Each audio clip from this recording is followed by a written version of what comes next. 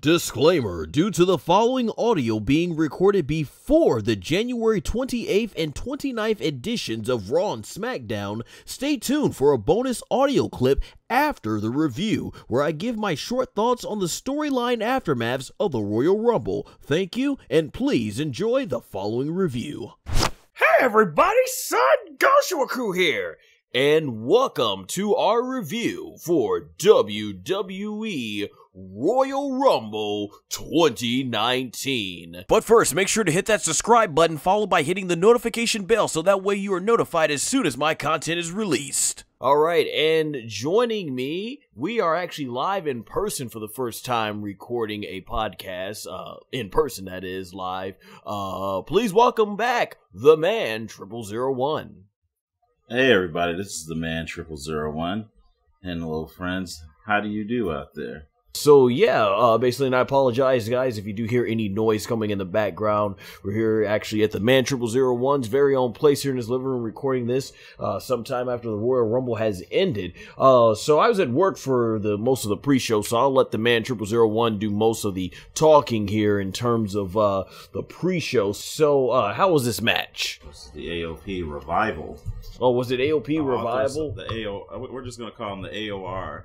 The authors of Revival.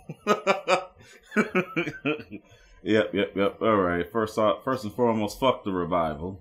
Secondly, this right here is Bobby Roode and Chad Gable defeating Rezar and Scott Dawson via pinfall. This match, I believe, was originally supposed to be a tag team title match, but this right here got changed at the last minute with one half of the Revival, one half of the of the Authors of Pain being injured. So they had to compromise and they had to try to make this into, they had to try to make this into a impromptu tag match with a thrown together tag team made of two thrown together tag team partners. And wow.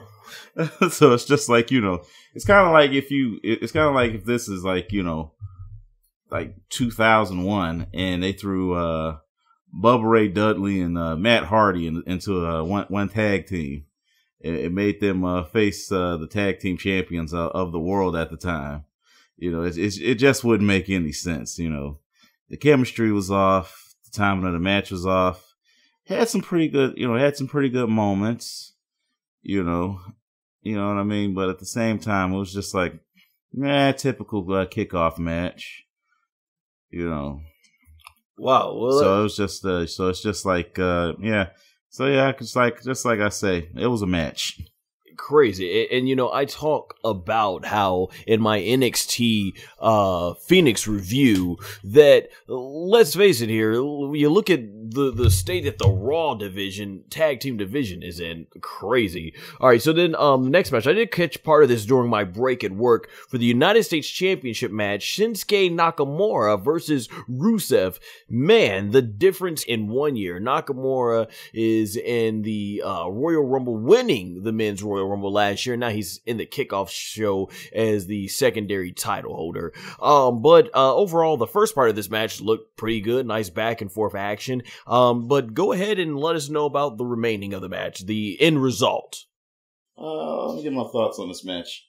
My thoughts on this match is pretty straightforward. Number one, welcome back to Nakamerica. We're glad to have you all back here. Number two, let's see. Even though, I'm kind of saddened that Rusev Day is not here. However, Nakamerica, still a pretty good place to visit. Number three, when you have Nakamerica, you have Nakamura regaining the United States Championship. It kind of makes you wonder, why would they just take the championship off of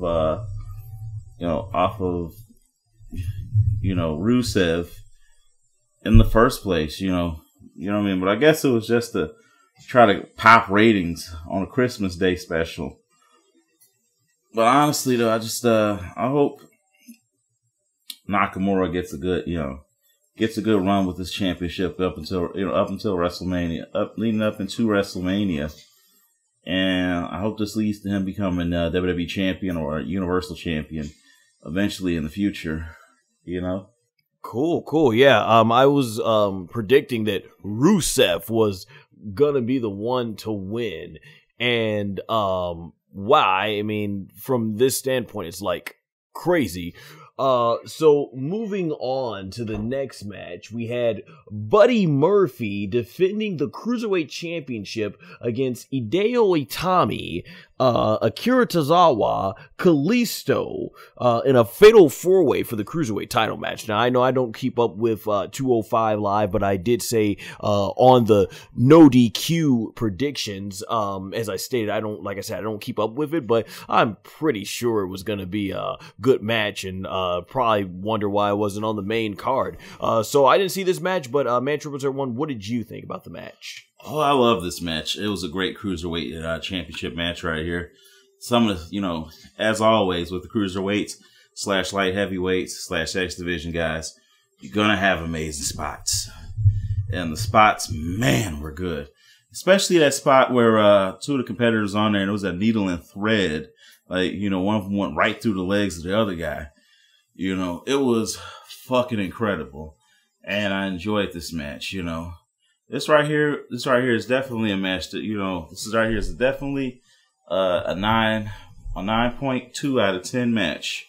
Excellent match. I can't say enough good things about it. And, I wish this was on the main card, but man, oh man, I enjoyed it. Good, and Buddy Murphy ends up taking the win. And with that said in mind, we're going to move on to the main card. So the SmackDown Women's Championship match. Asuka defending the championship against Becky Lynch. Now, I've stated before, when it comes to this match, it's the match that neither woman I felt could afford to lose, but both would have to win. Becky Lynch has had so much momentum going on right now, and Asuka pretty much, is just now getting back the championship, so you just can't have her lose a title reign. But I'm pretty sure this would be a good match. And honestly, the match was good. A lot of great back and forth submission wrestling between these two women. Just great spots. There's one part where she does it looks like she's going for, Asuka's doing a fisherman suplex on the apron, but ends up turning it into like a net breaker. So there was some nice bumps. We got to see a Bexploder off the top rope. So lots of great back and forth action. The ending of the match was really good with them exchanging blows back and forth. And in the end, of course, it gets to the point where they're locking their own submissions on. You've got Becky doing the disarm her, Asuka doing her Asuka lock, and then both are doing their own finishers to one another. And at the end, Asuka ends up locking Becky Lynch. It basically looks like she's trying to go for, I think, the Asuka lock, but then ends up reversing it. And I think you said almost does like a modified chicken crosswing. Crossface chicken wing. Crossface chicken wing. Yeah, it does like a modified version of that. And at this point, you can see the torque on Becky's neck, and she goes ahead and taps out. So Asuka gets a clean victory over Becky Lynch, which definitely makes her look strong, and the match definitely made Becky Lynch look strong. And I was okay with the ending because I was like, according to plan, and we'll get to that later on. But in terms of this match, excellent match from two of the best women wrestlers we got going here today in the WWE. Just tremendous. I can't say enough good stuff. Definitely one of my favorite matches on the card. I enjoyed this. Before we move on to the next match, Man0001, any thoughts you'd like to add on about this match? Yeah, I thoroughly enjoyed it, this match, and I thought Asuka and Becky put on an amazing match here. Definitely, these two women went out there and put on an amazing match. This right here is, just another step up in the women's revolution, and I think, I think this right here is an amazing thing. You got Becky Lynch and Asuka going out there putting on an amazing match, but then you have, so much good chain wrestling, so much good, tremendous stuff. You know what I mean? A lot of people may look at this and they might think, it's so sloppy and raw. It's so sloppy, so sloppy and raw. And I think, they won't understand that this right here is what wrestling really looks like. This right here is what real grappling exchanges look like. It's gonna look sloppy, but it actually, you have two people jockeying for a position, and You have Asuka doing, a swinging fisherman neck breaker off the apron, which was the high spot of the night, which really added to the drama, and then on top of that, you have, the match ending. You have Becky Lynch pulling her best Conor McGregor performance and tapping out to a choke submission, which just was a modified version of the crossface chicken wing, and it's an amazing match. I enjoyed it, and I hope to see these two women go to WrestleMania and win their respective matches.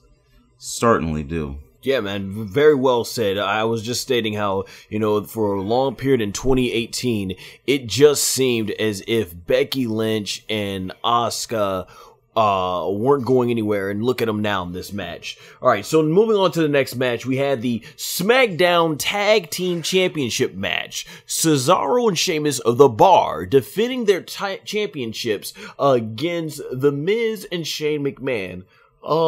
A comedy-like storyline. I guess maybe they're trying to go for the old odd couple thing with like how they did the Rock and Sock connection. Some stuff have been good, some stuff it's kind of like, But regardless of the storyline aside, the match I thought was fairly solid. Shane McMahon was in the majority of it. I don't remember Miz being much in it, but he did his parts well and everything. Great back and forth action. And what I have to say is the finish was pretty cool. Seeing Miz come in there with the Scroll Crusher finale on Sheamus, and Shane doing the tremendous 450 splash, nailing it 1, 2, 3. Miz and Shane McMahon are our new SmackDown Tag Team Champions, and I figured they would win this match. I predicted that right, and going in, I'm guessing this is gonna go through Elimination Chamber and Fastlane, and we'll see. Eventually, I think they will lose the titles before WrestleMania, and they'll have that big one-on-one match between them two, because Shane McMahon's got to get his one match. I guess Shane McMahon's really trying to get in as many matches as he can, as he is probably like 49 now or so. He's trying to get the most out of what he can while he physically still can in that ring. Before we move on to our next match, any thoughts you like to add, man? 0001 on this tag title match. Oh yeah, this right here was a really good match. For what it was a really good match. I enjoyed it, and you definitely have Shane McMahon and you have The Miz out there. It kind of reminds me of a buddy comedy movie, It definitely has that feeling of a buddy comedy movie. It's kind of like it's kind of like Step Brothers. It's kind of like Step Brothers. It's kind of like a buddy comedy movie. I can definitely see Miz playing in a movie like that if he ever gets his true big break in Hollywood. He could definitely be a comedic actor, and I definitely see this going on. This going places. Will one of them turn? Will one turn on the other? Only time can tell. I definitely enjoyed it. The last bit of the match when The Miz pushed Cesaro in front of a Bro kick, and Shane McMahon doing a fucking shooting star press. You know what I mean? You gotta give props to Shane McMahon. He is extremely underrated. You know what I mean? For a guy who isn't... Yeah, I've never been bored in any of his matches. For a guy who is not, a lifetime athlete, it's fucking incredible. This man right here is an anomaly. It's kind of weird. It's like, you son of a bitch. Yeah, crazy. Wow. He really is a fearless man. but he's also hella athletic too. That he is. So it's like, damn. But let's move on to our next match here. And that is the Raw Women's Championship. Rowdy Ronda Rousey versus Sasha Banks. So I expected that there was a good shot that this match might steal the show. This match, to me, I think from a technical standpoint, I like the SmackDown Women's Championship match better. But not to take away from this match, it was intense. They were going at it hold for hold, back and forth. A lot of the great action that we've come to see with Sasha Banks and Ronda Rousey. And this match really showed here why, and I told all our friends that we watched it with, is that this match is a good example of why Sasha Banks is so much better than how WWE has booked her. 4 years on the roster, and look at this match. She did great. She was bringing the intensity. Her and Ronda just really going at it. Like I said, it was a lot of great back and forth action between them, and even in this match, you know, Ronda kept trying to do the arm bar and was slamming Sasha around. Sasha kept using all her great technical wrestling, but in the end, Ronda Rousey manages to I forget what was the move she beat her with. She did, is it called like the Piper's Pit, where she does a swing down? Yes, yeah, the Piper's Pit. Yeah, and she ends up getting a pinfall victory over. In judo terms, a Katagurama. Sasha ends up getting pinned 1, 2, 3, which is very interesting because I believe most of Ronda's matches, if not all of them, have ended tap out. So there was some protection here of Sasha to get her pinfall and not tap out. The fact that's pretty impressive. The fact that Ronda tried and constantly, you know, Sasha kept slipping in and out, turning things into DDT. She kept trying to throw her, and she just kept going all completely around her. And in the end, Ronda couldn't make Sasha tap out. She had to go ahead and pin her 1, 2, 3 and pin her and beat her. And they even tried to tease at the end as if well, she did tap out on the outside of the ring. She did. Yeah, you're right. She did do that. But she after the tap out, they tried to tease as if, well, not once, twice, but 3 times that Sasha might go ahead and turn on Ronda. And I know most of our friends we were watching with wanted to see a heel turn, but I was like, no, that would be too clustered because she's already got beef with Charlotte and Becky. I did predict Ronda to win this match, and when Sasha even did the 4 horsewomen side, I was like, oh snap, here we go. Are we gonna possibly go switch direction and have the 4 horsewomen battle? But it looks like not yet. But definitely a great match. Definitely one of the matches to go out of your way and see. Man 0001, anything you like to add on about this match? I enjoyed this match. I thoroughly did. This match felt like high drama, high stakes. Like, it just felt like a high drama, high stakes. Like, you know, even though in the grand scheme of things, it's just like, oh man, it's just like, you know, yeah, we kind of figured, we knew who was going to win this match. But, you know, it's kind of like, oh man, are they fighting for the fate of the universe here? Most of Ronda's battles when they're always going out. Yeah, it's just like this right here. This right here. If I were to use the MMA equivalent, this match right here was just as good as her fight against Misha Tate, and you know, the second fight that she had against Misha Tate.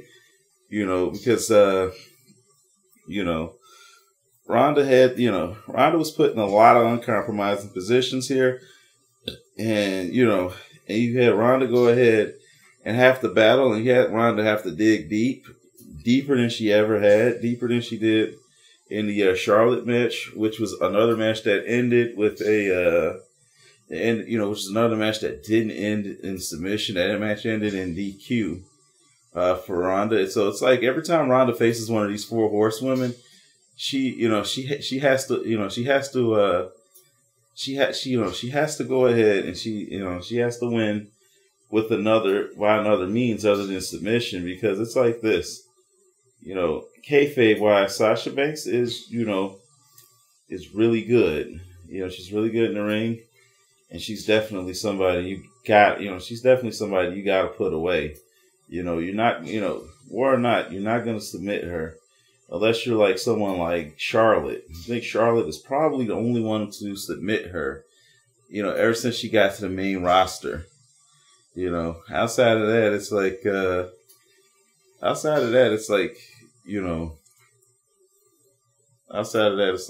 have, you know, no one else.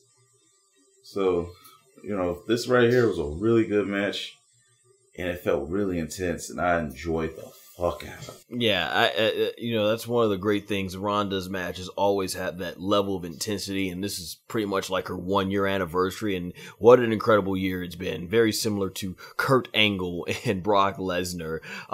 So let's move on to the Women's Royal Rumble match. So I'm going to go through here. So we start off with Lacey Evans, and I just thought, okay, she's cutting this promo, someone's going to come out. I didn't expect a lot of surprises here. In fact, on the no DQ cue. She felt fucking annoying. I'm sorry. I was glad when she got eliminated. Predictions. We did end up having her predictions. I did end up saying I don't think there was going to be any specialties. Would have been nice to see maybe Victoria, because I think this is her Lisa Marie's last year wrestling. For those who remember her as Victoria in WWE or Tara in TNA. So yeah, we had Natalya at number 2, who lasted a long time. So I'm just going to look over here. We're actually looking from another website here. Mandy Rhodes came out, then Liv Morgan, followed by Mickie James, Ember Moon, who had a great showing in it.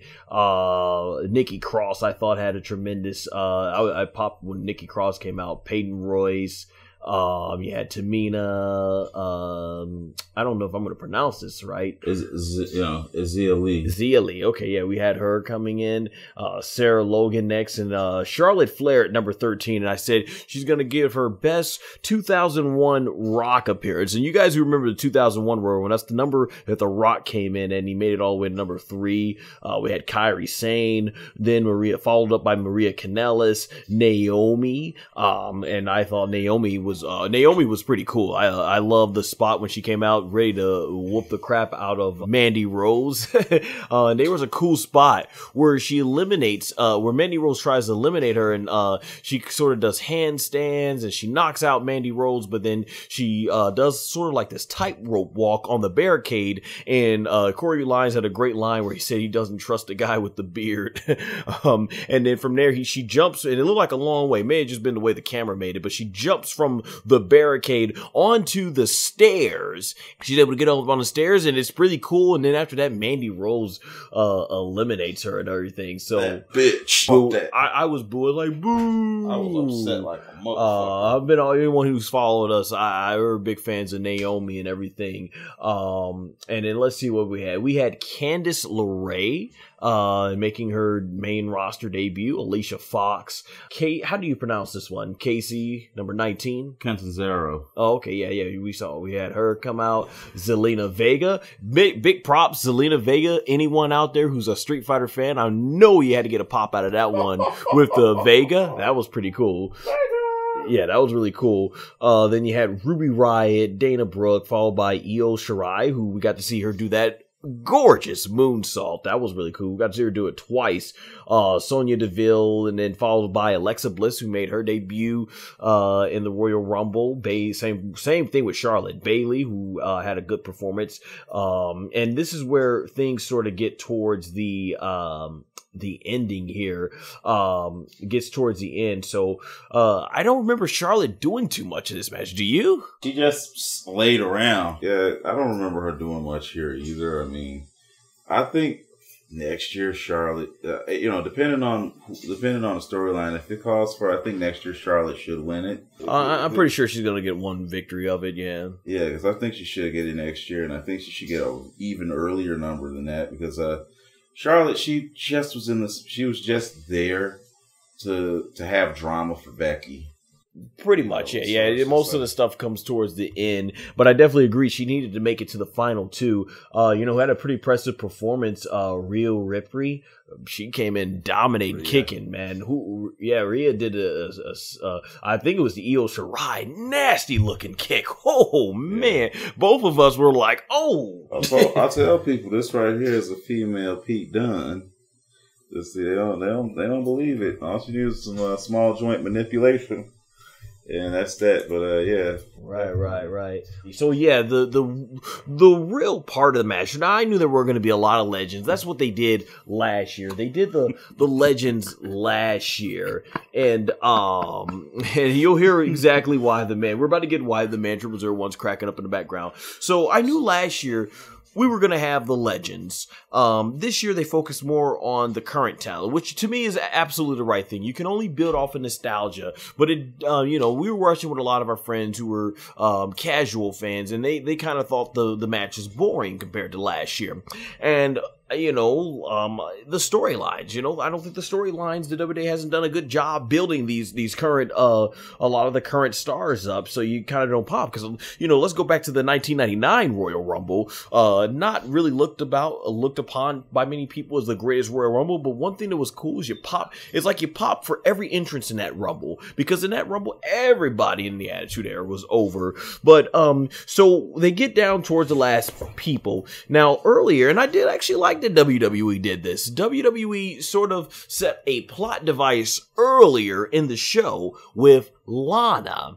Now, with Lana, she had basically got injured from when Rusev accidentally was trying to kick Nakamura, and they played it up as if, okay, when she came out, she was that leg gonna hold her back, and she couldn't compete, she couldn't get cleared. So Becky Lynch comes out, and I was super excited for this. I'm like, yes, let Becky Lynch, come out and everything, because you had Nia Jax, who came out before this at number 29, followed up by Carmella, which I was like, they missed a great opportunity for a comedy spot to have R-Truth come out there like, oh, I thought it was the Women's Royal Rumble. My bad. But we'll get to what they did with R-Truth later. Interesting enough, with Nia Jax as well. So Becky Lynch ends up going ahead and getting that 28 spot. So you cross Lana out, and Becky Lynch is in. That's what the man 0001 was laughing about. And to me, the last part of this Rumble was definitely the most exciting part when Becky Lynch was in there, because the crowd wanted Becky. They were chanting, "We want Becky." And it almost felt like it was going to be 2014. Oh yeah, it would have been absolutely terrible. Oh shit! So I believe in this one. You had a lot of the women ended up getting eliminated. You had Ember Moon and Natalya, who were in there a long time, and Becky Lynch was in there with. There's a part where I guess Charlotte gets her out to the ring, Nia Jackson. Becky ends up taking Nia's feet, yanking them under her, and she goes down to the ring. I forgot to mention a really funny spot with Zelina Vega. She was under the rope, and Hornswoggle came out and chased her. She got eliminated, and then Hornswoggle chased her up the ramp. So that was pretty cool to get a little bit of comedy spot there. But yeah, at the end, it really basically ends up coming down after Nia Jax is eliminated. It basically comes down to the final two are, because I thought, yeah, they had Bayley in there. She gets eliminated too. So it would have been really cool if Sasha was in it, and it kind of came down to the 4 horsewomen of WWE. But it comes down to Charlotte and Becky, and it right here, you could cut the tension with a knife. The crowd was so hot for Becky to win this. I was getting riled up watching this, hoping they were going to do it. And actually, I kind of figured once they put what I call the plot device in, where they had Nia Jax attack Becky on her way to the back, and they sort of created this leg injury. I'm like, okay, this is being done so that way they can make it much more impressive for Becky Lynch to win. And that's what ended up happening there. So Becky Lynch and Charlotte go at it, and in the end, Becky Lynch ends up throwing Charlotte out, and they made it look close. They really made it look close, but very close. Like Charlotte was going to win at times, but Becky ends up throwing her out, gets the big win. Crowd went crazy. The 40,000+ in attendance. We went crazy here. We were popping loud, marking out. I jumped all the way up, almost maybe hit your fan up here in the ceiling. But yeah, man, it was just great to see Becky Lynch get the moment, because you never know with these things with WWE. You feel like there's going to be Charlotte. You feel like it was going to be Charlotte, and they really wanted that Ronda and Charlotte, or they're going to do a triple threat match because Vince has got to have Charlotte in there, but they understand the fans have got to have Becky in there against Ronda. So I can really only hope this means Becky Lynch versus Ronda Rousey for, I guess, what will be the Raw Women's Championship in the main event of WrestleMania 35. Before we move on, man, what's your thoughts on the result here for the Women's Royal Rumble, and overall, how did you like it? I love this match. It highlighted a lot of new and up and coming talent. Exactly. That's what I really liked. A lot of people may look at this and they're like, "Where are the legends at?" Right. Where are the legends at? You had a couple legends in there, and they're active, and they're on the roster, and Natalya and Mickie James. You have legends in there. You had one legend on the outside, I believe, commentating for this match, and Becky, and Beth Phoenix, and you sit up there and you wonder, where the legends at? let's focus on nowadays. Let's focus on the shit going on today. You know, everybody wants to focus on what's on. Everybody wants to focus on. You know, yeah, we're the legend. We had the legends last year. We enjoyed the legends last year, but now it's time for a look into the future. You know, and this right here was definitely what this right here has definitely been a show that we've been waiting for. You know, for the longest, is a look into the future. Now, how long will they focus on this look to the future? How long will they keep us, how long will they keep a focus on the future of the WWE? We don't know. We don't know. But what I do know is this: is I believe that this right here is a great Royal Rumble match for the women, and I believe this right here is a great look into the future, and it was also a great way to enhance the here and the now. You know what I'm saying? Absolutely. So it's just like we got to look into the future, and I'm happy that this right here went down the way it did. For someone like Becky, who just a year ago, I mean, I've always been a Becky Lynch fan, always. Even on her NXT days when she was fucking doing a fucking Lord of the Dance. A lot of people might not know that, but yeah, when she was doing a fucking Lord of the Dance, and seeing her go from that and seeing her come from her indie days all the way up to when she used to manage Paige and her mom. A lot of people don't know that. Becky used to manage Paige and her mom while she was on the indie circuit, while she was nursing one of her injuries. And now she goes from that to being a flight attendant to, going to college and then coming back into professional wrestling in just, I believe, 2013.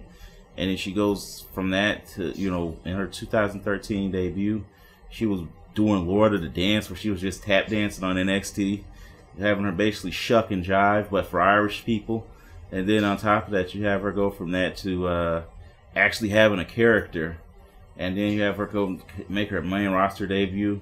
She's the last kicker, and now she goes from the last kicker to being, the man. And and it really, and it really feels, and people really feel that that emotion when she goes out there and she wrestles and she puts her promos on, because absolutely a lot of people feel that raw emotion because that's the way they feel. That's how they would react when somebody comes and they take something's taken away from them. You know what I mean? You can only be a company man or a company woman for so long before you finally have to say, say, come on now, knock motherfuckers, this is my shit. Before you got to take what you want. She was, that's what it feels like. That she had, and to feel that raw emotion and to feel it translating to wins like this for her, I enjoyed this match, and I believe that she definitely deserved this. And people say, you're using the word deserved. You mean earned this? Deserved and earned are the same fucking thing. They're synonyms. So, it's just like, he didn't give up. He surrendered. You know what I mean? It's dumb. It's stupid. Shut the fuck up and understand that it's, you're arguing semantics at that point. But now she deserved this moment. And, I really hope she goes to she faces Ronda, and I really hope that she, wins, the championship against Ronda, because she definitely should. I feel like this right here would be almost feel like WrestleMania 14, Austin versus Michaels, but without the distractions, of having someone on the sideline. Well said, man. Well said. That's why he is the historian, folks, here. But now we're going to move on to the WWE Championship match. Daniel Bryan, the new Daniel Bryan, defending the championship against AJ Styles. So the build up to this match particularly did seem to be pretty good. It was great stuff from Daniel Bryan. I've enjoyed the new heel run. This match was a pretty methodical match. A lot of holds and not too many high spots, not too many false finishes and everything. So, more or less what we've seen from them. But as far as the match goes, I thought it was, pretty okay to good. It felt like to me it was missing something to make it like a really all-time great classic, especially coming off of what we've seen on like NXT and everything. But by no means will I say it was a bad match. I enjoyed it for what it was. I just wish it would have gone up. I just felt it was like a step or two from going to that next level. The match just needed a little bit something more to really go there. Where there was some more. I feel like they're holding back. Maybe that is. You know what I mean. I feel like they're holding back. Honestly, I look at this match right here, and I'm just like, yeah, you know what I mean? Because I look at this match, and it's just like this. It's like, AJ Styles is facing yet another amazing talent, and this right here is falling flat. This right here is supposed to be a dream match, right? On a major stage. Yes, they faced each other back, I believe, in the mid 2000s, and in the mid 2000s, in in a tournament, in an ROH tournament or something like that. The name and the date and the circumstances escape me at the moment. But I look at this, and they had a really great match back then. And I look at this match that they're having now, and I understand, they're older. They're, they're in their 30s and 40s. I understand people age, however, it's just like this, it's just like, I feel like, AJ Styles has been underperforming. He's been underperforming over the last year, and he's much better than this. He had a really lackluster feud against Shinsuke Nakamura last year. After them, just a couple years before that, just a couple years before that, those two put on a fucking classic at Wrestle Kingdom. Yes, they sure did. And then you look at that match that they had at WrestleMania, and it's just like, the fucking difference is night and day. And then they had a lackluster match on the following pay-per-view. And then he had another lackluster match on the following pay-per-view after that. Their TV matches was the ones that stood out to me on SmackDown. Those were just probably because they were quick and to the point. And I was there live for the Last Man Standing match. But yeah, you bring up a good point. And that's the thing with a Daniel Bryan and AJ Styles match. I don't want to be here saying it was okay to good. Like, I want to be like, this was great. This was awesome. Great back and forth action. So many parts in the match where you thought, oh, maybe Daniel's going to win. Oh, maybe AJ Styles going to win. The way I almost felt like when I was watching, Johnny Gargano and Ricochet. Just a lot of those matches we've seen on NXT. And yeah, I agree. But it's thing, I don't like them spamming these matches, because the thing is, you had, like you were mentioning, you have AJ Styles going all these matches with Nakamura, and then he goes into all these matches with Samoa Joe. He did have the one-off with Rusev, and he does all these matches with Dane. But it's like, stop spamming the matches, please. What happened to title reigns where it would be like one challenger after another, or at least taking on the challenger twice and you move on to the next challenger? Yeah. Man. And Sasha Banks recently did I heard she was on the Edge and Christian podcast saying that there's just way too many pay-per-views and not enough time to tell these stories and give them a chance to digest. Or it's not, I think it is enough. The time is there. It's just they're not making very good use of the time. Because it's like because if you strip out all the advertisements, and I know WWE's got to make their money on the ads, but, it's like, come on, you have all this advertisement, and you have all this dead space. But when I look at this, if their next match doesn't deliver, I'm just going to file this under shoulda, coulda, woulda. That reminds me of Mr. Perfect and Shawn Michaels from SummerSlam 1993. The match was good; it was okay, but the chemistry just wasn't there. You have two of the best performers in the history of this business going at it. And it's just like, they just didn't deliver. That would be a good match if this were, if these were two run-of-the-mill wrestlers, but these are two guys who have great expectations.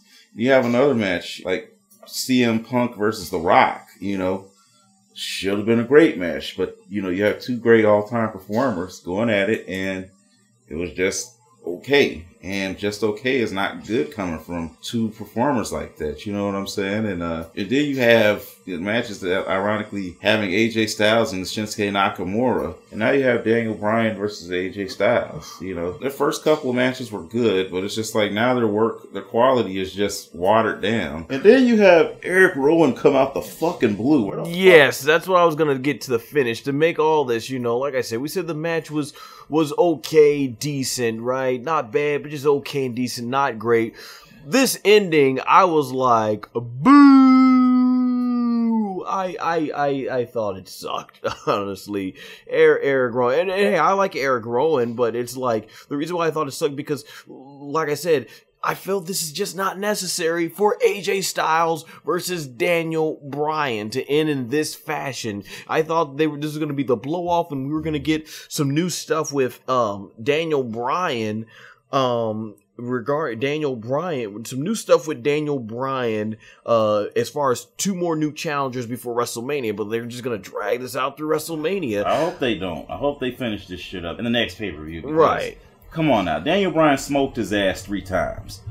It's just what it is. Right. It should be over with. You know what I mean? AJ Styles won the first match and Daniel Bryan fucking pulled ahead in the last 2 matches. In the last 3 matches, and he smoked his ass 3 times, okay? On SmackDown, at TLC, fair and square at TLC, might I add, and at this Royal Rumble. This should be the fucking end of this shit, okay? I enjoyed the matches. They're okay. You know, the first few matches were good. Then it got to being okay, which is not good. And that was just all right, I guess, you know. But yeah, I think you hit the nail right on the head, man. 0001. We're going to move on to the Universal Championship match. Now, the man 0001 actually went to sleep on this because he called that Finn Balor, and this match was, of course, the Universal Championship match, Brock Lesnar defending the championship against Finn Balor, the man, not the demon, but the man. They were showing earlier on the footage Finn Balor backstage getting ready, and he's like, see, he's going to be the man. And I was like, in the beginning, I'm like, no, that could be pre-footage, because I know it takes like 3 hours. They probably just shot that of Finn Balor before he got the paint put on. And then, of course, the music hits, and Finn Balor comes out regular. And I'm like, all right, at this point, I lost all investment into this match. I really did. I'm like, we already know Brock Lesnar's going to win it. So I'm like, let's just get it over with in 5 minutes. He got his ass whooped. Because I'm going to be, well, no, you can't really say it because you were asleep. This dude fell asleep, put the cover over himself, and we had to wake him up for the men's Royal Rumble. He can't really talk about it. I'll talk about the match here. He comes out as the man, and I'm feeling at this point like, how do you not emphasize a demon? Just let this sink in. In the storyline, Finn Balor found it more important to show up in his demon form with the paint, with the paint against Baron Corbin at SummerSlam, but not the Beast, Brock Lesnar, that has basically dominated every big legend you could possibly think of in the last several years. Okay, whatever. Brock Lesnar comes out. Now, even though I didn't have any investment in this match, I will say this. They made Finn Balor look strong. It wasn't the whole, like, it was different than the Daniel Bryan and AJ Styles match where he completely dominated and then they made, like, the big comeback for Hope Spot and then lost to Brock Lesnar. No, Finn Balor, right from the gate, was kicking Brock Lesnar right into the turnbuckle. He was kneeing him, stomping on him, had him outside the ropes, kept pushing him into the ring to where Brock, the point of the announce table, hit his stomach over, and Brock was selling like crazy. Brock did come back in with a few German suplexes and belly to bellies, but Finn Balor came back and just kept coming back and was relentless all over Brock Lesnar. Eventually got him down for more double stomps, did the coup de grace. Lesnar kicked out, and Lesnar basically couldn't even get up and was able to catch Finn into the Kimura and make Finn Balor tap out. And at the end, that's when he eventually a victorious but battered Brock Lesnar ended up doing more German suplexes to Finn Balor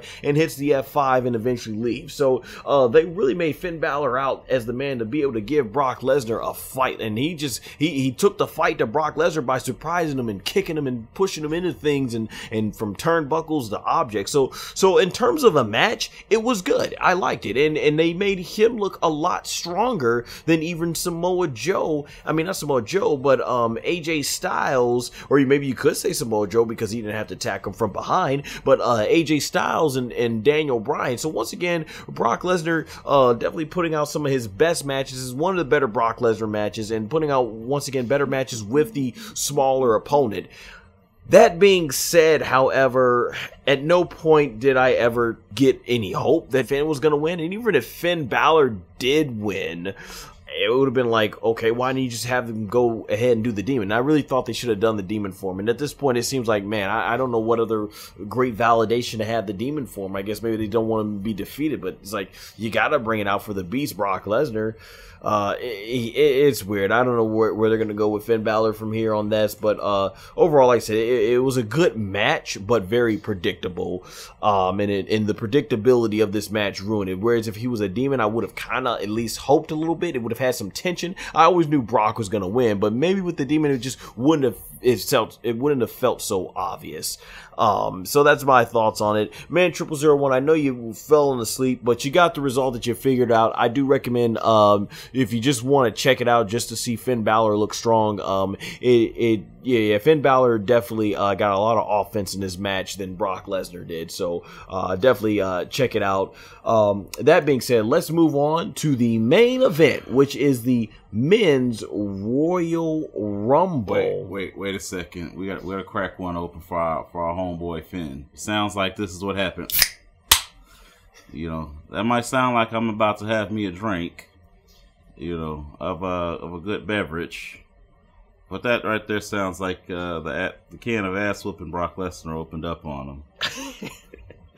Now here lies Finn Balor's hopes and dreams of becoming Universal Champion anytime within the near future. Cheers. Time to drink up.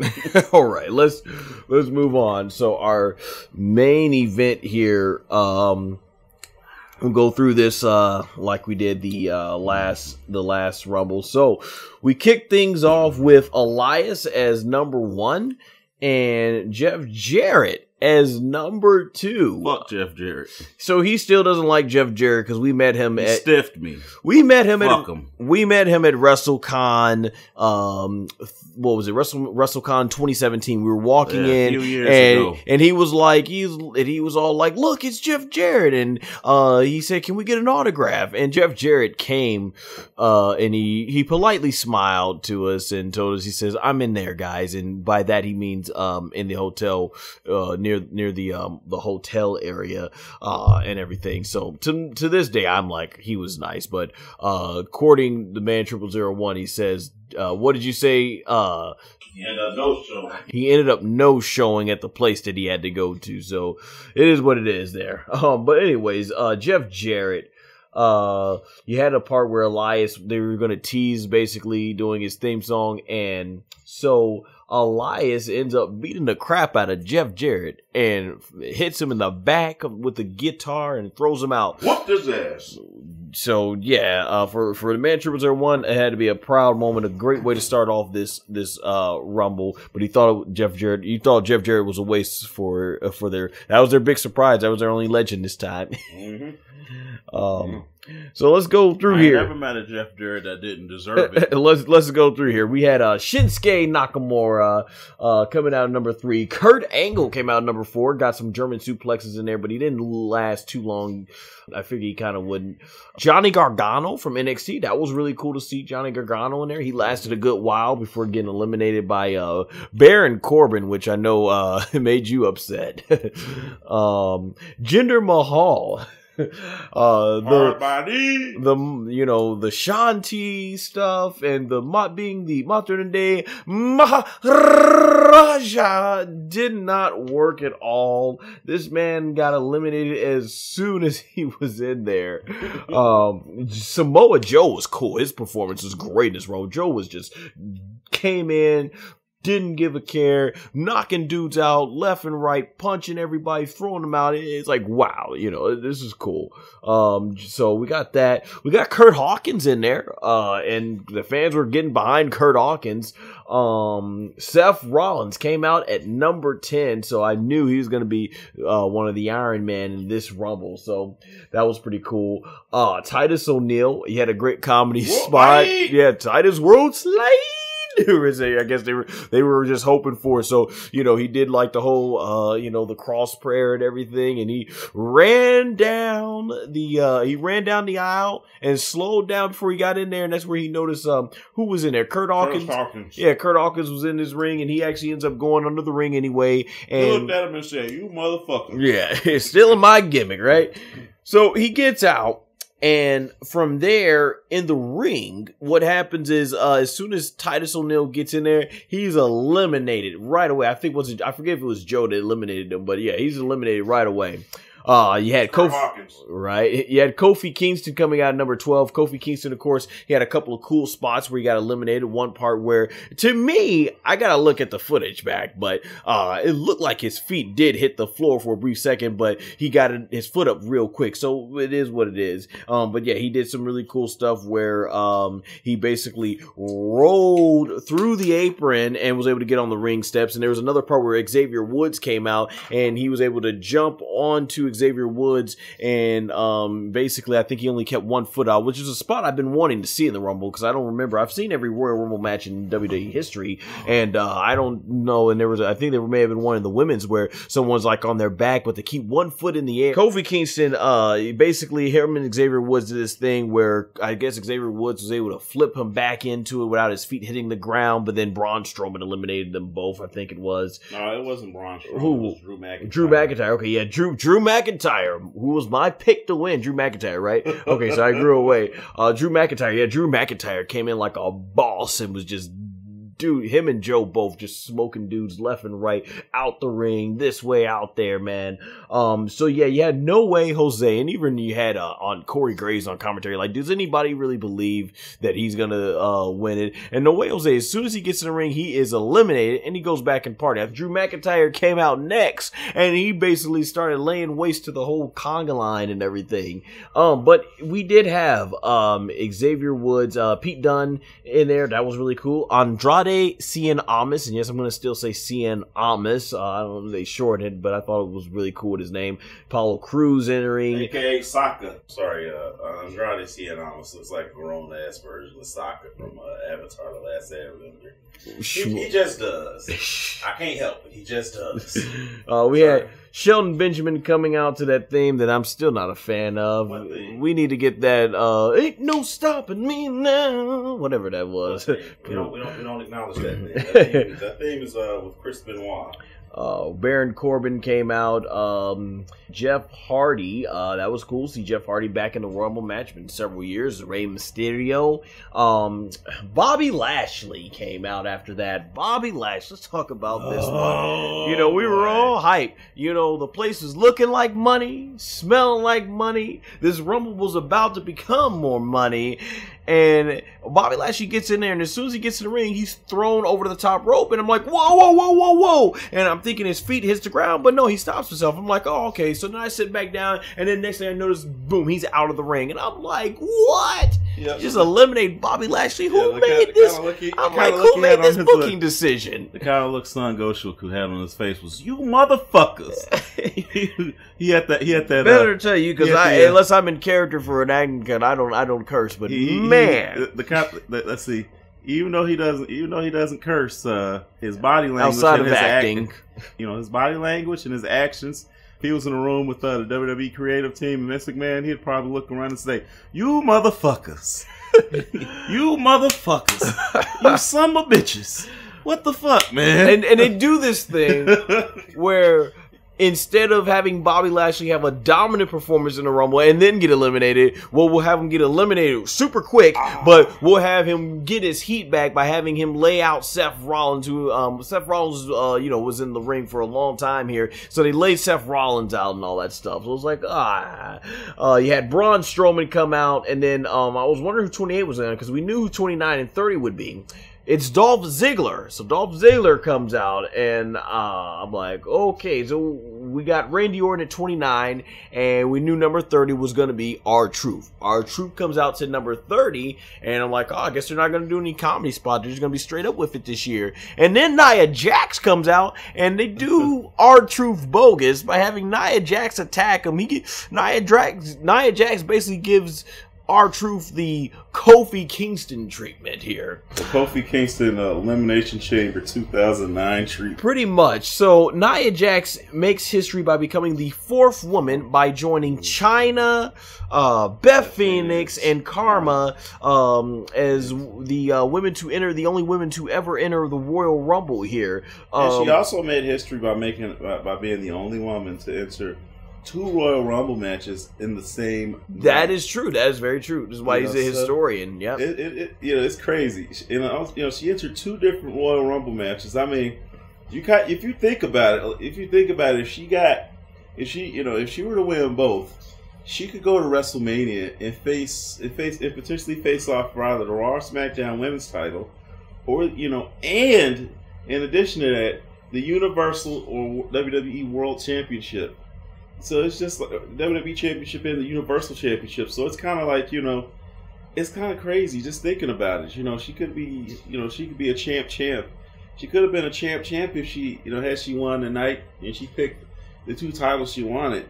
And she could be she could be the first interpromotional intergender champion. So it's kind of crazy when you think about these things. You put all this into perspective. So it is crazy. If they would have ever done that, though, had a woman win the Royal Rumble before it was the Men's Royal Rumble, became just exclusively known as the Men's Royal Rumble. I thought 1999 with Chyna would have been a better time. I mean, honestly, Chyna would have been a much better option compared to Vince McMahon. But let's get back to the 2019 one here. So Nia Jax comes in and just starts dominating everyone. Just dominating. He's laughing at the fact that R-Truth is basically crossed out now and it's Nia Jax. So Nia Jax is dominating everybody, throwing around Rey Mysterio. Randy Orton can't even get the RKO on her. So it was crazy. And you have a really cool moment where Nia Jax, it looks like she's gonna be dominant. I think she maybe even eliminated somebody. But Rey Mysterio, and I think it was Randy, Rey Mysterio, and who else? And Dolph Ziggler. The 3 of them basically give her the John Cena 2010 elimination treatment here, where they all kind of gang up on her. So Dolph Ziggler delivers a super kick to Nia Jax. Nia Jax goes into the ropes. Rey Mysterio then does the 619 that causes Nia Jax to get up and stumble, and Randy Orton nails her with the RKO and they eliminate her. And I thought this was excellent. The crowd went crazy for it. And I like this is good stuff. I like the psychology behind it too, because these guys are really apprehensive about going head up with her, and it's just like, damn, really, it's just like these guys are really apprehensive, and it's just like, do we do this? Dolph Ziggler, he eliminated Karma back when Karma entered the Royal Rumble. So for him, this right here should be, Randy Orton should have no qualms. He RKO'd Stacy Keibler. Yeah, we knew he was ready. And he RKO'd, the Fabulous Moolah, the not so fabulous Moolah.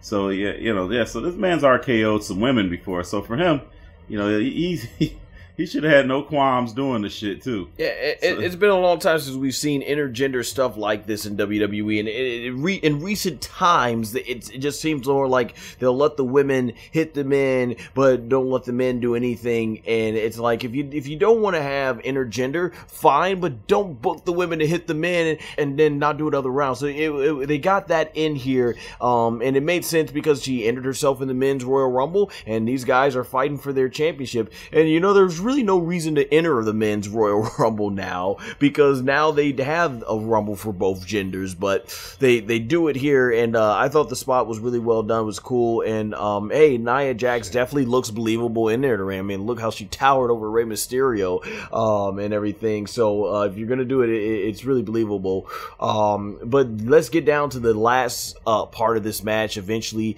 it comes down to came down to Dolph Ziggler, Andrade Cien with Seth Rollins and Braun Strowman. Braun Strowman, okay, yeah. All right, so yeah, after those are eliminated, I think was it Randy Orton was eliminated first out of the final four, I think. Randy Orton was part of the final five. He was eliminated. And then after that, you have Andrade Cien. Right. He was eliminated by Strowman. And then after that, you have Dolph Ziggler eliminated by Strowman as well. So it came down to Strowman and Seth Rollins. Now here I'm thinking like, oh, they might do another Strowman versus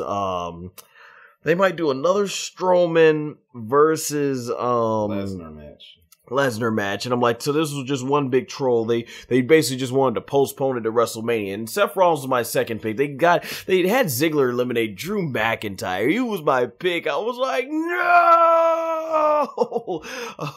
So what happens here is, and I thought this was really well done. We got teases. We got a possible where they may have gone the way The Rock eliminated Big Show, even though Rock's feet hit the ground first, or they might have done the old Chris Benoit and Big Show one from 2004 Royal Rumble, where he used the headlock to try and maneuver and get the leverage and use his body weight again. Front face lock. Yeah. And he pulled him down, and he kept pulling him down until he got him out of there. But both of those attempts failed on Braun Strowman, and I like the finish. So in the finish, he does the super kick to Braun Strowman. That doesn't take him out. He pushes him into the turnbuckle. That doesn't take him out. But I think the super kick did get him down to one knee. It got him down to a knee, and then he used a curb stomp to finish the fucking match. Onto the edge of on the apron, which is, I don't know if they named it on commentary because it was so loud over here with our friends, is the hardest spot on the ring. But anyway, it looked great. Yes, and Braun Strowman ends up falling over, and Seth freaking Rollins is the winner of the 2019 Royal Rumble. And there you have it. Seth motherfucking Rollins.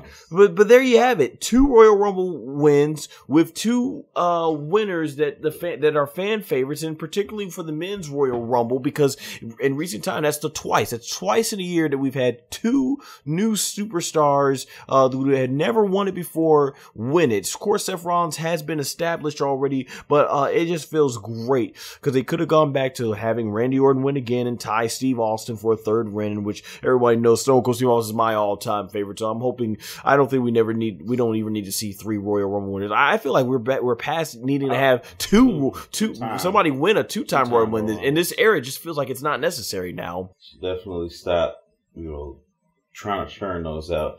And I think that era of focusing on past guys and who owes who a favor and all this other shit, I think it should be over and done with. Definitely. You know what I mean? The only person who should come back and potentially and possibly get anything like that, it's CM Punk, because he never got his. He's one of the guys who just never got his fair shot, who can still go. Right. One of those guys who definitely should, be able to do that, But outside of us, maybe a CM Punk, everyone else definitely should. Agreed. Before we wrap up here, you got any final closing thoughts? How'd you enjoy the men's Royal Rumble? I was pretty excited all the way through, and it focused on all the new talent outside of Jeff Jarrett in the beginning, which they got that out the way quick. And I'm okay with a legend coming up here now, but both these Royal Rumble matches focused on the new talent, and we got a very well deserved ending. One of my final thoughts is this: I feel that they definitely should, I feel like they definitely should have, put a little bit more emphasis on the future. But this right here was a decent show thus far, and I feel that these two, the emphasis on the future was amazing, and I like that. I like that. WWE is finally taking a step toward the future. It took them about, I don't know, 12 fucking years to finally do it. It took them 12 years, but they're finally focusing on the future. And they're finally giving new guys, an opportunity, and they're finally spreading their attention around. If I could say anything, WWE is keep up the good work and definitely focus on the future. And don't just focus on creating just this one guy or just one guy or just the guy or just, two guys at the top and that's it. No, give us more than that. Make sure you have this, make sure you spread the wealth in terms of spreading the attention around. So I want to see multi-layered storylines, and I want to see everyone on the roster having something to do, because, when it comes down to it, people love the Attitude Era, not because of, most people don't like the Attitude. Most people like the Attitude Era because everyone had something to do. A wrestling shows and professional wrestling is at its best when mid-carders and up-and-comers have something to do. 100%. Do you concur, SONGOSHUAKU'S? I agree. Well said. Definitely. I thought it was a good show. One thing I just wanted to say that I believe I didn't mention in the Women's Royal Rumble, I think it was Catanzaro. I forgot how you say her last name. She did, I think, because she was the one that I think did a really cool spot where she almost got eliminated and she ended up getting her feet near the turnbuckle post and was able to climb up to it. So that was really cool. But yeah, overall, it was a lot of great stuff, a lot of great action in this Rumble. I'm so far pretty much, I thought it was a good Royal Rumble overall. Pretty good Royal Rumble. I don't really have a lot to complain about. So that being said, guys, I hope you enjoyed the lengthy discussion and review we had here regarding the Royal Rumble. Not sure if we'll be back for the Fastlane and Elimination Chamber pay-per-view reviews. If there is a roadblock or whatever. I don't know if we'll be back for those minor pay-per-views, but definitely I can guarantee we definitely will be back for a WrestleMania review and get the Man 0001's live perspective, as he will be there at WrestleMania 35. That being said, guys, I know the Man 0001 never has any plugs, so I will end here. Alright, if you've listened this far, this is the part of the audio where I will be chiming in my short thoughts regarding the aftermath of the Royal Rumble as stated earlier in the disclaimer of this Rumble review. That being said, some of the things that I have to say here is Nakamura going on to lose the championship, United States Championship, after just 2 days to R-Truth, and then Rusev losing immediately after, I would describe in the way that Steve-O of the Too Sweet Cosplay group stated, where he's fine with R-Truth being the champion, but he also feels it's done in a way that undermines, where WWE has undermined their talents in Rusev and Nakamura. This I completely agree with. Ronda Rousey and Bayley had a tremendous match on Monday Night Raw. Once again, I stick with what I said in this review, that Ronda Rousey has extremely good chemistry with the 4 Horsewomen, and I think this will do very well when it does come time for that MMA versus WWE Horsewomen battle. However, we had Becky Lynch come out on Raw and state that she wants to face Ronda Rousey at WrestleMania, making it official as the main event. So this should definitely be really good. Looking forward to it, but there is rumors going around that they might add Charlotte to the match to make it a triple threat match. This is something that I can totally see the WWE doing, and something that I totally hope they don't do. Either way, it would be a good match, but I'm really hoping for Ronda Rousey and Becky Lynch to close WrestleMania one-on-one and do Charlotte versus Ronda, the rematch, sometime later on.